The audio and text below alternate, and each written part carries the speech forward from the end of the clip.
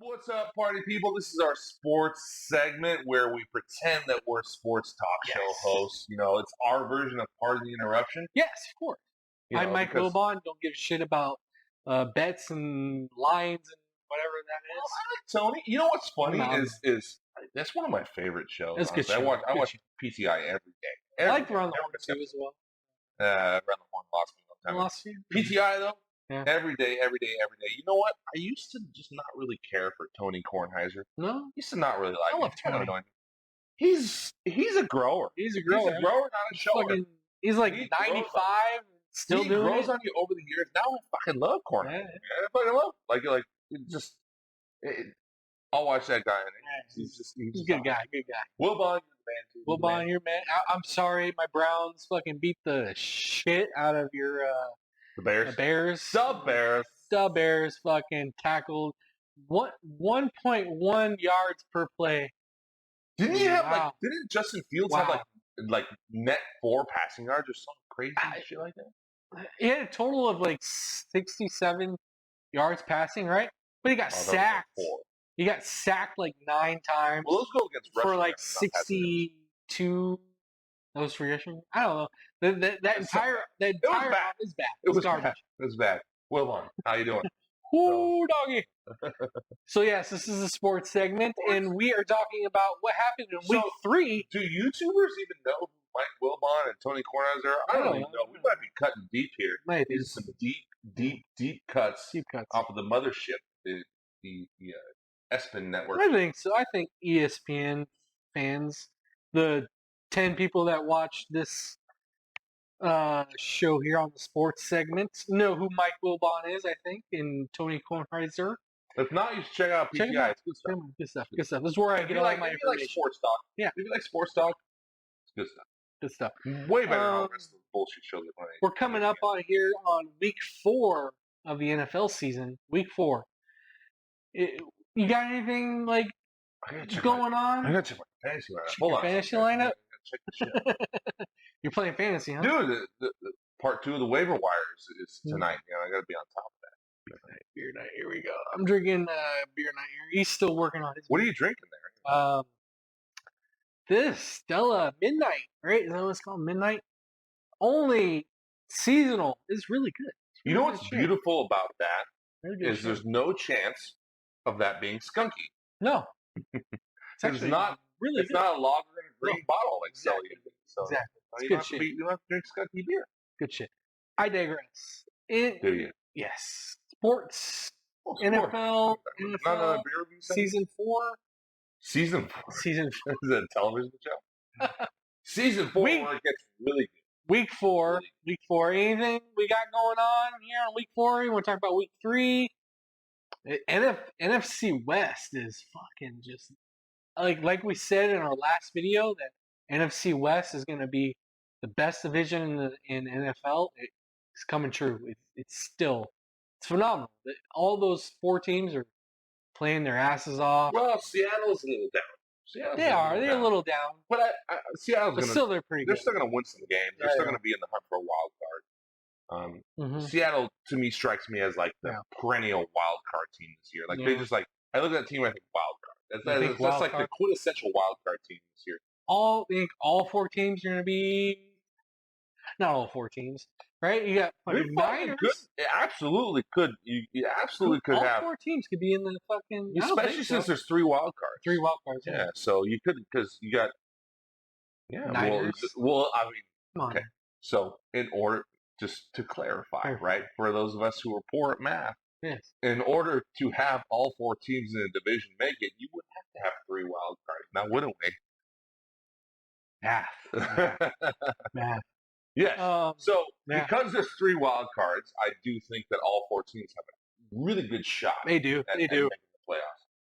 Unprecedented, right? Because last year was the first year that NFL did 3.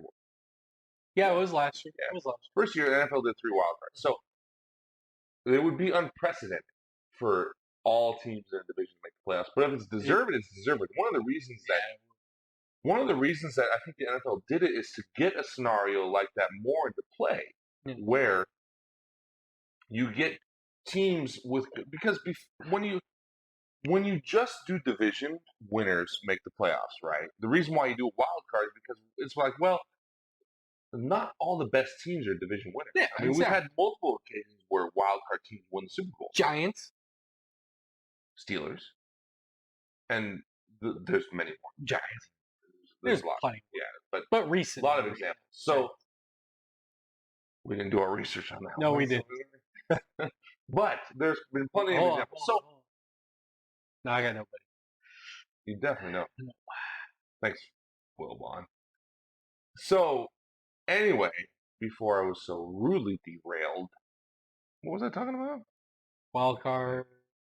So the reason why you have wild cards is to get teams that are still really, really good and worthy of a playoff spot, but maybe not a division winner in there.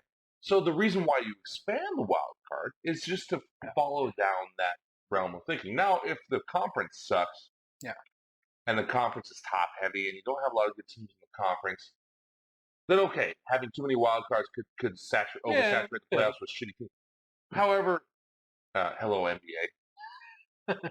True. However, not the case when you're looking at a division like the NFC West, like we're talking about, right? Which we're only 3 games in. We're on 3 games. But things are starting to look like you could have a legit 4 playoff contenders in that division. Crazy. Seattle bringing up the rear. And Seattle still has Russell Wilson. He's so top 3 you can't deny quarterback in the league, maybe. Maybe top 5 minimum. You could argue top 3, easy. So they're still there. They're still there. And the Niners are... They're a surprise to me. I didn't think they would be that good. The Niners are put together. I thought they would be good. They'd be good. No, but not that good. What they if the Niners are healthy, they're stacked. They're stacked. That defense is stacked. The offense is stacked. They've been playing their asses off. The only issue, and the defense has been, what's carried that team over the past seasons when they've made the playoffs. Last year they didn't, but they had a lot of injuries last year. And so the thing that's kind of the wild card with the Niners is the quarterback. Yeah. I still don't really trust Jimmy. He's played well. He's played to his... I just don't know. He's played better than I've expected. Not only 3 weeks in, but he's played better than I've expected. I just don't know, man. Don't know. Don't know if I trust Jimmy. Jimmy G. Speaking of quarterbacks, rookie quarterbacks. What about them? They have sucked ass this year. Really bad. Well, that's what rookie quarterbacks really do. Freaking bad. Now, we're coming off the Thursday night football game between the Jacksonville Jaguars and the Bengals game. Trevor Lawrence played his ass off, and they almost fucking won that game. Bengals came out on top. He played his ass off. He played really well. He played really well. He played decent in the second half. Yeah. Joe Burrow outplayed him. Joe Burrow's in his second year, But rookie quarterbacks, I think we're coming on week 4. I think for me personally, this week is the last week rookie quarterbacks have their chance. If you don't show me something, you're benched. And put in whoever your backup is. They need to sit and learn. They're not working out. Sit and learn like Aaron Rodgers did. Sit and learn like other quarterbacks have done. Sit and learn like Peyton Manning did. Peyton Manning. Well, I mean, you have your exceptions, right? Sit and learn like Troy Aikman did. Yeah. I mean, not everyone is fucking Peyton Manning. Not everyone is Troy Aikman. Yeah, not everyone is Aaron Rodgers either. So there's schools of thought on both sides. There's schools of thought where you get trial by fire. So you have that you're in 4 weeks, right? And if you're still playing like shit, like fucking Jets, fucking garbage team, why are you throwing a rookie quarterback out there for a garbage team that ain't gonna do shit? I'll tell you what. You're going to make him look bad and look like Sam Darnold.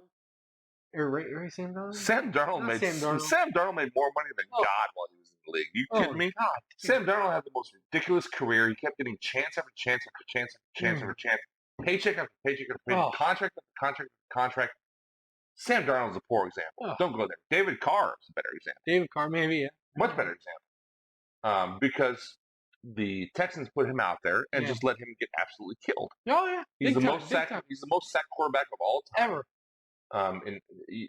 And he didn't even have a longer career, but he got killed. He got killed. And it destroyed his confidence. It destroyed his poise in the pocket because every time he dropped back, he had people looking to take his head off. With no protection.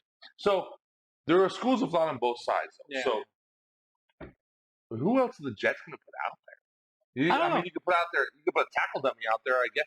They don't have anybody else. Cam Newton, sign him and fucking throw him into the fucking... go out there and get killed? Why not? Make that money. Get that money. They're not going to sign him. Someone's got to sign him. They're going to let the rookie take his lumps and try to see if he makes something of himself. Maybe make it, hopefully next year's better. It is the Jets we're talking about here. You brought up the Jets. The fucking Jets. I mean, he's the number 2, right? Number 2 pick? I forget where. Number 2. Number 2. So Trevor Lawrence has shown number 1 pick, has shown sparks. He's been bad. He's been good.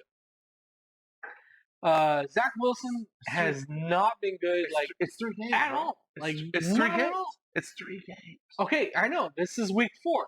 Dude, after week 4, 4 games. 4 games is nothing. After week 4, you just need to bench them. Bench all these rookie quarterbacks if they are not playing well. Right? Give them another couple weeks. Maybe bring them back in week 8, week 9, week 10. I'm not opposed to that. Right? I'm not opposed to that. Maybe they need to see the. I don't necessarily subscribe to benching them for good. Not for good. Because here's the thing. Maybe they need to see it from a different perspective. Here's the problem. Right? Here's the problem. That train's done with the station. If you wanted them to sit, they wouldn't be starting. It's too late. It's too late. You bench them now, you do more harm than good. I don't think so. I mean, benching them doesn't do any good now. I think the quarterback's mental health, right? That's what we're talking about, right? You bench a rookie quarterback. They're done. They're over.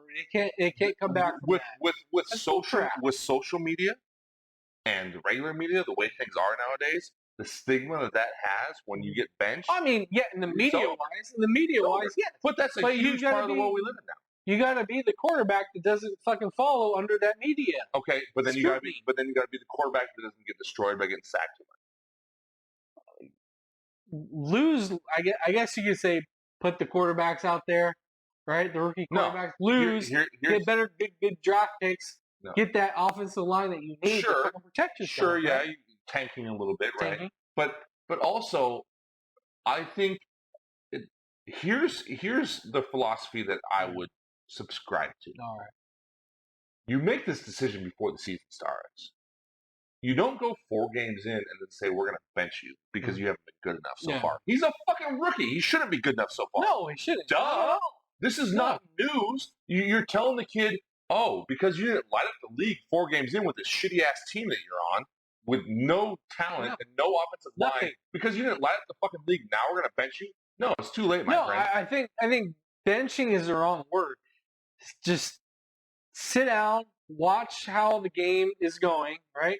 Watch these defenses, learn from other people's mistakes. Once again, right? That is a preseason decision. It's too late now. It's too late. You either sit them and let them learn, like Patrick Mahomes, like Aaron Rodgers. You do that, or you give them trial by fire. You don't do a mixture of both. You can't have it both ways.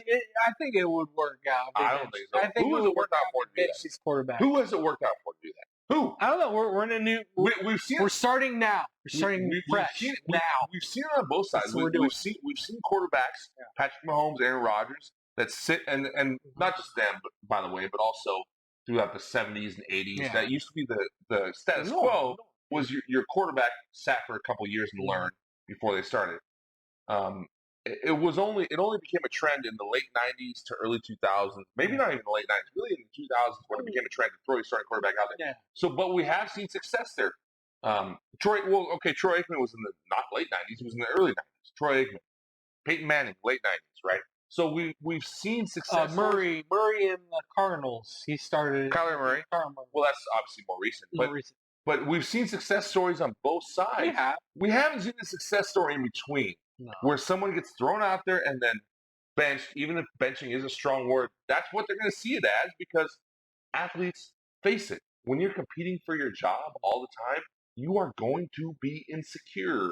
Yes. When you get benched for failure because you aren't good enough, it is going to have an effect. Could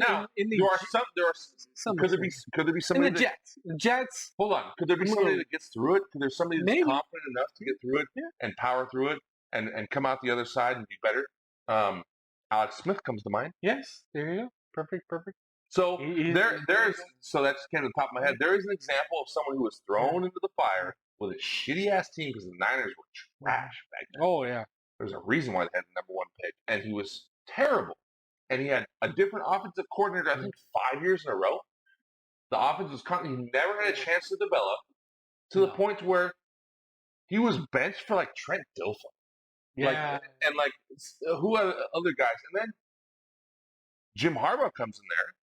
Jim Harbaugh fills his head with a bunch of confidence. Yeah. Oh, and then all of a sudden he plays. He gets injured. And then he lost his job with Kaepernick. But the point was that he had them in the NFC Championship.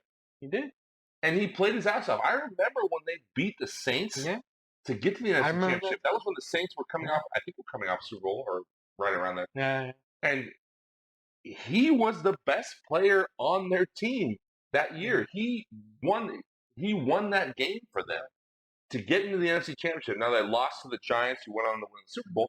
But he won playoff games. He played way above what anybody thought he was capable of doing. And then he went to Kansas City and played way above what people thought he was capable of doing there too. Because people left him for dead. Oh yeah. So there is one example of somebody who. But to be fair, he wasn't benched 4 games in. He was benched like 4 years in. Oh yeah. So he might have already been like, look, I've been through this. I've been killed. I haven't had consistent offensive coordination. Different offense every year. Our team sucks. There's time. There's time. In 4 games, it's like you're basically telling the kid, hey, you're out because you haven't produced in 4 games. It's like, what? Why are you starting him in the first place? It makes no sense at that point because that's bad coaching. That's bad planning. Because it's like there's no reason. Like being an NFL coach, you have to plan for the future, right? You do. GM, you have to plan for the future. Yes, exactly. You start the quarterback in game 1 because you have made the decision. Look, we are going to throw you to the wolves. And have you learned on the job? Because that's the philosophy that we want to follow. You're gonna fail, right? And that's the philosophy we want to follow. We want you to learn through failure, learn on the job, see the speed of the defense, and adjust. As long as that is the mission, okay, go for it. But you gotta stick with it though. You can't just be like change your mind and be like after 4 games, be like, sorry, kid, you suck too much. You suck worse than we thought you were going to, and we're gonna put in Joe Blow over here and have him play quarterback for our terrible team. Why not? I think the point of this is, Matt Nagy, you're fired. Get the fuck out. Bears fans, you know what I'm talking about. Wilbon agrees. Get the fuck out, Matt Nagy. All right, I think we're done with rookie quarterback. So that's it, right? Just Matt Nagy just skewered. Get the fuck out, Matt Nagy. You fucked up bad.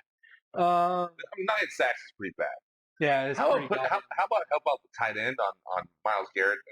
Maybe help out. Maybe give it a little shove. Top 3 pass rusher in the league. Maybe the tight end cannot block. I mean, you need a tackle at least. Oh my god, Jesus Christ! Have you watched any of the Monday Night Football with the Mannings on ESPN2? You mean Manning Night Football? Manning Night Football. Have you watched any of that shit? Yes. I work Monday nights, so I can't watch it. But I've seen highlights on like YouTube and all that shit.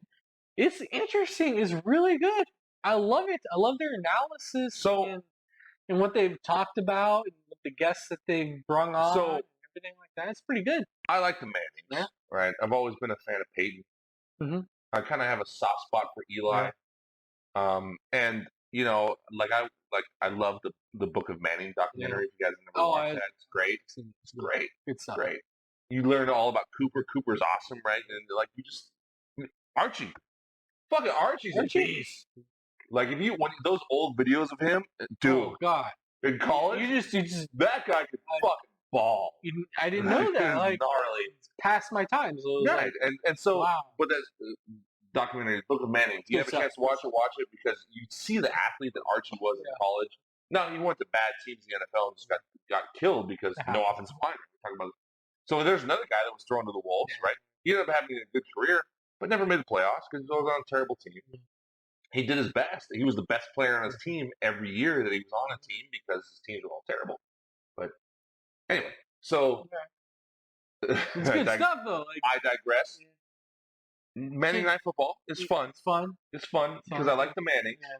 I like what they bring to the table. I like their sense of humor. I like how they rib each other. Like they've always kind of related to them. They're just very down to earth dudes. They are. It seems like and super Manning, smart about football. Manning, calling plays on the fly. And, like they know what they're talking about. They know what they're doing. They're former NFL players. Obviously, they know what's going on. But you know what's interesting about it is, and what kind of threw me for a loop. Yeah. I wasn't expecting this. It's super loose. It feels like super loose. Like I was expecting it to be more like commentary. Yeah. Like in game, like an alternate commentary. And they had like a lot of special guests. It's on not. there. It's super really loose. Cool. It's a talk show with a football game in the background. It's great stuff. ESPN 2, watch that shit. It's good stuff. I was expecting them to be like in the booth calling the game. And you watch the game. No, they're at home. They're at home watching the game. No. It's a talk show with a football game happening in the background. That's it. Like, that makes sense. I was not expecting that. I was expecting it to be like an alternate telecast. Yeah. Where you are still watching the game, but you hear the commentators in your ears. Yeah. You don't see them. You know, like here. Al Michaels and Chris Collinsworth. You don't see them, right? Now here's a guy. You just hear him. And I was kind of expecting that. I was expecting that to be like the primary focus is the game. That's what I was expecting. But you just hear the Manning brothers doing the commentary instead of Al Michaels and Chris Collinsworth. Well, I guess it's Monday Night Football, so it's not Al Michaels. No, whatever. That's Sunday night. I can't remember. But it's just some collection of idiots. But anyway, but it's not that at all. No. It's not. The primary focus is them, and the football game is kind of just there for them to talk about. Like it's kind of like fodder for us. Like it's the beer, it's the sports. It's shit for us to talk about. If we had it'd be sweet that nobody would watch it. But if we had a football game going on right now that we could talk about, nobody would. No. Much more people will watch the Manning Night Football, but that's basically what it is. It's just a game that's on the TV that they can just rap and tell stories and interview people and just be like, "Hey, look at this! What are you doing here? Like, call timeout! Come on, Mike, call timeout! What are you doing?" Right, it's good stuff. I like it. Make sure you guys check that out on ESPN 2. We endorse the Mannings, obviously. Quick thing. Now, you know when they punt the ball, right? And the guy receives the ball, right? And he decides to run it. It's called a punt return. Punt return. Right? Receive it. Receive a pass. Receive punt. Return the punt, right? Why are you going to return the punt? Why? Because I'm going to say 90% of the time that a punt return actually happens, there's always an illegal block in the back penalty. Every fucking time. Learn to fucking block.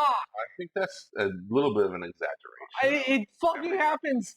I'm not 100% of the time. No, definitely not, because there are return punts that actually are 90% of the fucking time. I swear to God, every time I see a punt return happen and there's a flag on the field, I immediately call it illegal block in the back. And guess what happens? The ref says, puts on his mic, we have a penalty on the receiving team. Illegal block in the back. Learn to fucking block if you're going to punt the ball. Or just don't fucking return it. Fucking fair catch. Fair catch. Number 32, the return team. Like, come on now. Like, it's a 10-yard penalty for the spot foul. It's the worst fucking thing I see on the football field every fucking time they return a punt. Like, please don't return. Please don't return. Oh, you're returning. Oh, it's a good return. They're at the 20-yard line. Illegal block in the back. You know why it's a good return? Because there's an illegal block in the back. Otherwise, it would be a 5-yard return. Oh my god! But I mean, in football, 5 yards is 5 yards is 5 yards, it's 5 right? yards. You'll take 5 yards. On the spot of the foul, which is at the other team's 30. No. That's when it's a good return. Oh. Block back. Yeah. Oh my god, dude, it's horrible. I'm sorry I went on that rant, but like seriously, it's just learn how to fucking block if you're fucking doing a punt return. Dude, if you were out there, come on, doing your Jake Paul boxing moves, you would totally block in the back. You sure? You would, because you know that fucker would be outrunning your ass, and you would totally. As he's passing, you'd be like, ugh. No, I run a 4-2. I run a 4-2. I'll do it. Not really, but that's one of my rants. I will not run a 4-2, but 4-2. I did back in my prime. Dion. In my prime when I was like 15 years old. Sure. You ran a 40 in 4.2 minutes. Whatever. Okay, I think we're off of football, right? How about the playoffs? It's October, and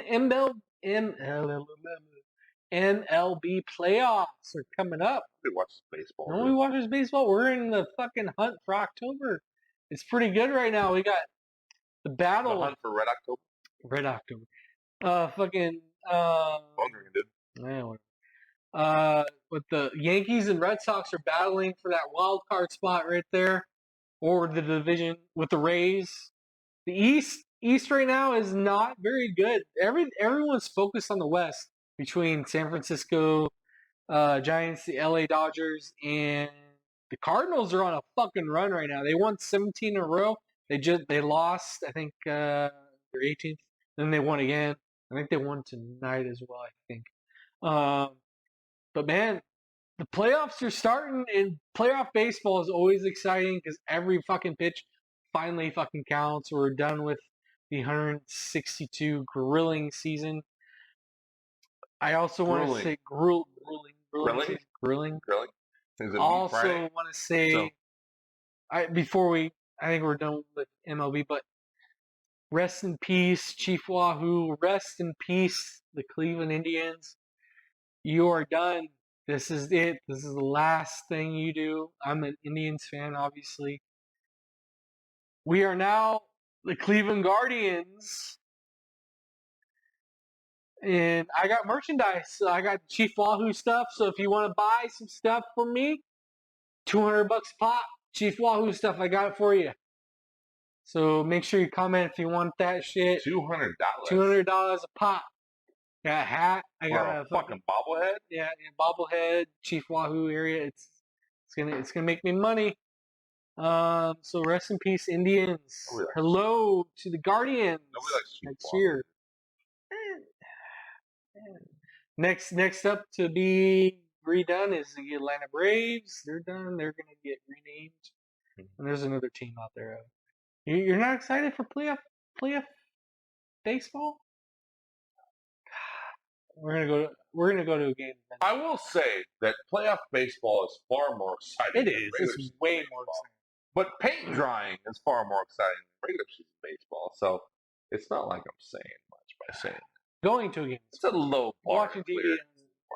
No, yeah, going to. It's fun. Hey, if you want to make a regular season baseball game exciting, then go to it. I did. Then go to it live because then you actually have a rooting interest. You actually care about what's going to happen. When you're watching on TV. I did go see live at the Angels Stadium.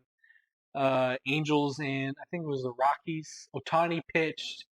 Ohtani is the fucking man, dude. He is gonna be AL MVP. He fucking pitched his ass off. He fucking hit his ass off. Amazing talent. That guy deserves everything coming to him. Amazing talent. I'm glad I saw him live. Actually pitching too is fucking fantastic. Here's my only concern. The guy's a star. Here's my only concern. Yeah. How long can he keep that shit up? Like, are they gonna burn him out? No. He's pitching his regular. Pitching 5 days a week, right? He's hitting everything.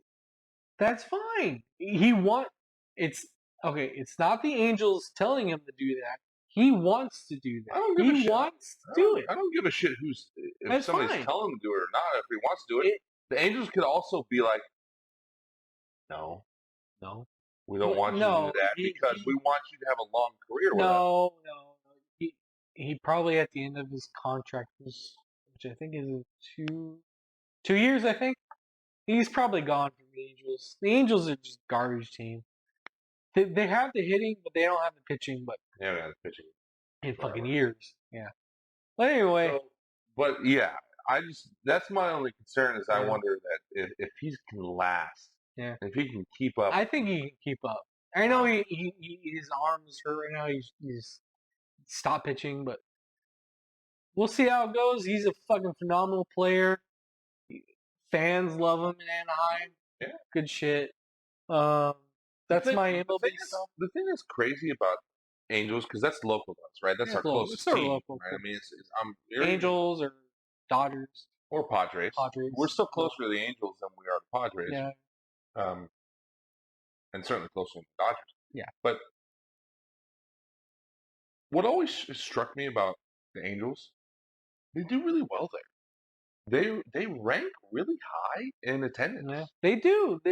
I give it to Trout. Even Trout. They're top 10. Well, it was before Trout was even there. They were consistently doing well in attendance. They need to put together a winner, man. They need to. They need to get that pitching. Because get that pitching. People do come out to see that team. They do. As much as people like to talk shit on Southern California, like sports attendance, like they always talk about how people show up like halfway through the game and then leave before the end. That's Miami. That's Miami. So they say that about Southern California, but the Angels, not the Dodgers. The Angels have always done well. Obviously, the Dodgers do better because Dodgers are crazy. But the Angels, like nobody thinks of the Angels as being like a top tier team. But they do well. They do well in attendance. One year they ranked number 6 in the entire league. It's a good stadium to go see baseball. I like it. It's good. It's the fucking Angels. Yeah. Like I grew up around the Angels, so to me they're always second fiddle to the Dodgers. It always seemed like they were just kind of this other team. Yeah. So but we went to see games, and other people go to see games, and they do well. Like if and there was a lot of excitement when they signed Pujols. They did. There was a lot of excitement. Like people actually do like that team and are willing to go see it. If they have a winner, and they did win the World Series one year, 2002, I think. Yeah. So, but I mean, if they consistently put together a playoff team, I mean, the fans already show up. They might show up even more. I'm giving hope till next year. Next year, get the pitching you guys need. I think they'll be a good dominant team for that division. You know, they got the bats, but they need pitching. No, I think Mike Trout comes back with Ohtani. Ohtani pitches well as well, with hopefully free agents coming in with like 2 or 3 more starters. Yes, they need the pitching bad. The bats are there. The bats are there. They also need the bullpen. Get the pitching good. Get the pitching, and I think we'll be good. Anaheim Angels will be good. Well, sure. Yeah, all right. Well, that's baseball for us. Now that we're done with MLB, and we'll talk more next month about the playoffs, going into the series. The series, which should be when good. Baseball gets really exciting for it. Maybe we might have a bet going on. We'll see when we get there next month. Baseball. NBA season's coming up. NBA season. Do we got any? You're thinking Lakers, Brooklyn again for the finals? Are we thinking that again? No. No, I have no fucking idea. I know it's fucking. So the Lakers are older than fucking shit, dog dirt, and the Nets, no, because the Nets have to keep all their players in the game and stay healthy. And maybe it's just unreliable. It depends on if Kyrie Irving wants to play. Depends on what mood he's in. Kyrie is such a fucking diva. But thank you, Kyrie, for hitting that 3 to give us Cleveland fans a title. Thank you. I love you. Good job. Yeah. I think that wraps up sports. First and last big thing he did. Yes. Yeah. I don't think he's... It's probably the last thing he'll do. That's why I said first and last. Because I honestly... I don't want to get off in a big NBA discussion because it's just this segment. I think really fucking long. Not too long. But thank you, NFL season. I just don't see him getting back there. No. I don't see it. No. I don't see it. I think if his team gets back there, it's going to be without him. I just, I can see that. James Harden, he's a great they stay player. healthy. Yeah. He's a great player. He is no fucking James Harden. No, fuck. And James Harden has a hard time winning the playoffs. God, yeah. He fucking crashes in the playoffs. Yeah, and James Harden is a fucking god. He is. Kyrie's a good. He's a good player. He's a great player, but he's a great ball handler. He hits. He's a great scorer and stuff like that. But James Harden is at the 2 guard position, who shifts over and plays point guard, is a phenom. So it's like if you get all 3 of those players together at the same time, and KD, another one that's a phenom. He's an absolute phenom. I just noticed there's a timer up there. There's a timer. That's handy. It's handy. I can't see. So, I my glasses. James Harden's a phenom. Yes. Kevin Durant is a phenom. Kyrie is a great player. Yeah. He's not on that level. He's not a phenom. Like, I just don't see it. Like, he's great. He's a great player. He's got insane skill. But I just don't see him being that transformational player that Kevin Durant is. Kevin Durant's an absolutely unguardable nightmare. Yeah, he is. Yeah.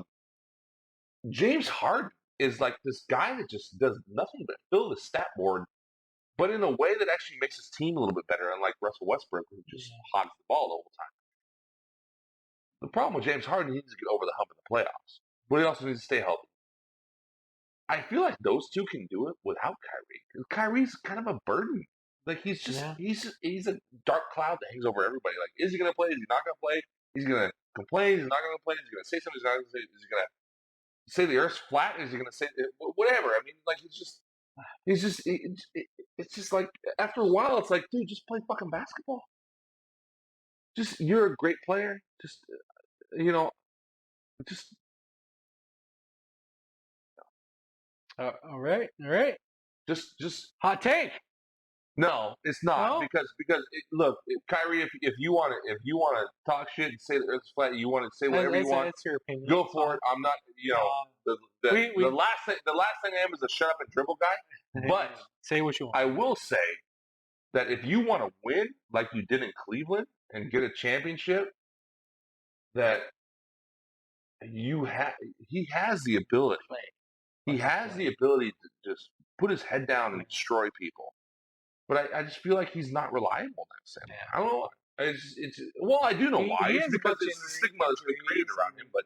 But it's like it's almost kind of warranted. Like because he's just it's always something. And I know everyone wants the Lakers in Brooklyn to go to the finals. Don't fucking sleep on Milwaukee again, right? They just fucking won the fucking NBA finals. Don't sleep on Milwaukee. By the way, Giannis. Yeah. Monster. Like what that guy did. Great shit. What that guy did without being a good shooter. Yeah.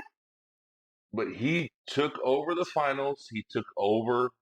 He did what you expect a championship. What all the naysayers said he couldn't do. He did what you expect an injury. A championship with player an injury. It's fucking crazy. But it's willpower, and that's what you look for. So this is running way too long, but. What? No, go ahead.